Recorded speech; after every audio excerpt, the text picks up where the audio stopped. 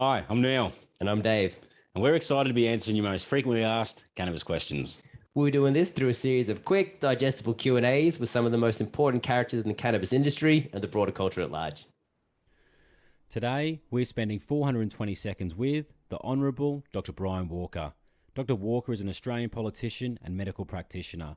At the 2021 Western Australian state election, Dr. Walker was elected to the WA Legislative Council as a legalised cannabis member. Born in Malaysia to Scottish parents, Dr. Walker was educated at Scots College, Perth, prior to studying medicine at the University of Dundee. Since graduating, he's practiced medicine in Germany, the Soviet Union, the United Kingdom, and Hong Kong, before returning to Perth in 2008 to set up a specialist GP practice in the Perth Hills. Brian has a long-standing commitment to holistic wellness, which continues to strongly influence his approach to both medicine and politics. Right. Dr. Walker, thanks for your time. Thanks for having me. So, look, rounding out 2021, been a very exciting year, specifically for the medicinal cannabis industry. We have seen exponential growth, particularly with the SAS approvals coming through from that federal level. What do you contribute this growth in the industry to? Oh, a number of things. First of all, the science is clear that cannabis is not dangerous, and sensible people, we could bitch about them, might recognize that they're maybe being a bit too harsh. That's being kind-hearted, though. The second thing is that there's such a lot of requests coming in for cannabis approvals. It's actually overflowing. There's flooding them with paperwork.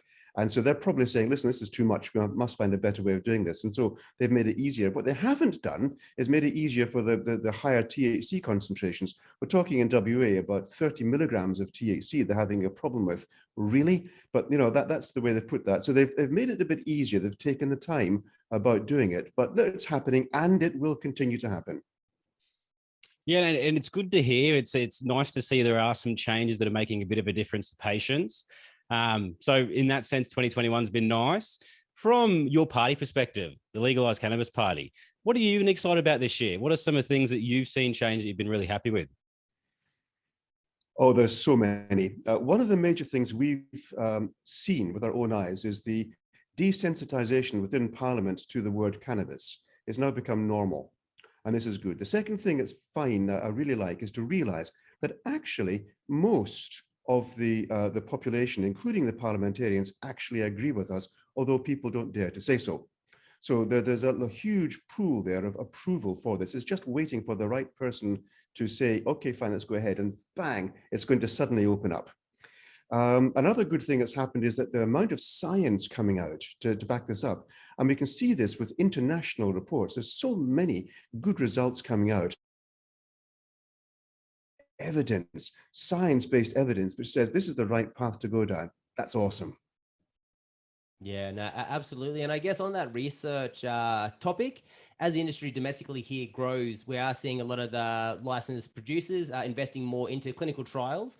How do you think that's helping to position Australia in the cannabis conversation globally in 2021 coming into 2022? Well, I think Australia is positioned fairly poorly because of our reticence to actually acknowledge the science at a national level. Internationally, there's huge leaps and bounds being made. Germany is going to legalize cannabis very shortly. That's already definite. Other European nations are on the cusp of legalizing cannabis. The scientists there are able to progress with their science without the impediments of restrictions from government.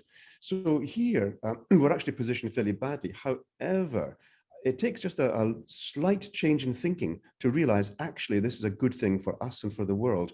We have the best facilities for growing cannabis. We have some great science, great standards we could set here, that our cannabis industry, the whole breadth from the medicinal right up to the hemp business, we could lead the world in that. It just takes that positive mindset of national leadership. For sure. And I really think Australia will get there at some point. And talking to, being behind a little bit, driving's been a massive topic this year in Australia. Can you talk to some of the changes you think we'll see next year? Do you think we'll see it where patients can actually take their medicine without the worry of being popped for a drug test? The science is absolutely clear that THC presence of does not equal impairment. And this has actually been documented and live on video. and that will be exposed in the near future as well. The science behind that is clear cut. Another question, of course, is what's the actual impairment like? And this is an important question which needs to be addressed, because simply having THC in your system, like simply having alcohol in your system, the question is, are you impaired? And stopping driving with impairment is very important. And that extends into things like taking other prescription medications, your diazepams, your other sleeping medication, your antidepressants, your neuroleptics. There's a whole host of medication which can and has been shown to increase your risk of having an accident, whether an ordinary accident or indeed a fatality. So this needs to be addressed. Focusing on THC is going to actually be passé. People are going to say it's one of many, and it's one of the safest of many. And yeah, Dr. Walker, obviously you're a politician, but you're also in the medical industry, a doctor by trade. How do you feel your fellow counterparts in the broader industry are taking to medicinal cannabis? And do you think we'll start seeing that tipping point that we've seen with patients coming from the prescriber side with doctors in 2022? It is slow. We are faced with a huge body of medical practitioners whose ability to think outside the box is limited. We've been constrained by our education to think within the box, and anything without the box is going to be a bad thing and unprofessional. And so APRA, the supervision body, is against this. They're saying, caution, don't do this. The RACGP is against this, but they're also beginning to recognize the science. So we've got a huge body of doctors and the leading bodies which are negatively positioned, but it is changing. So there's a few doctors, and once that trickle increases, then more and more will join the club. And it's really good to see, and we're kind of seeing and feeling some of that at the moment as well. So as we round out the year, what are you excited about for 2022, both personally and professionally? Oh, well, personally, in Parliament, we're expecting big things. We're going to move onwards and upwards. We've just started. So we're very excited about the future. We're excited to be working within the Parliament and with a great bunch of people actually who do actually have the best interests of the people at heart. I think for cannabis in the future, I see big things happening. I do see, as you mentioned, there's a groundswell here. I think it's going to be like a tsunami, and bang. So this coming year, I think, is going to be pivotal. I'm very excited with this. That's fantastic. I mean, from our end, it seems like the big message is from the mainstream patient perspective, from the medical industry, and even from Australia's standing in the global industry, getting the message out, sharing the facts and communicating that effectively is numero uno. We applaud what you're doing in this space across all three levels. So with that, thank you very much for your time. We'll speak again soon.